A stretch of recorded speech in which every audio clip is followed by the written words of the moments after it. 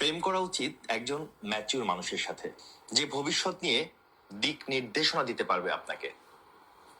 যে মানুষটার সাথে প্রেম করবেন সেই মানুষটা আপনার নিরাপত্তা বুঝবে, পারিবারিক সমস্যা বুঝবে।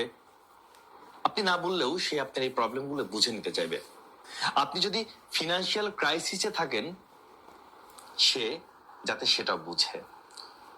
যার সাথে আপনি সকল অসুবিধার কথা মন খুলে বলতে পারেন। শুধু আমি তোমাকে ভালোবাসি আর তুমি আমাকে ভালোবাসো, 3 বেলা নিয়ম করে এই কথাগুলো বলা আর শোনার জন্য কখনো প্রেম করবেন না।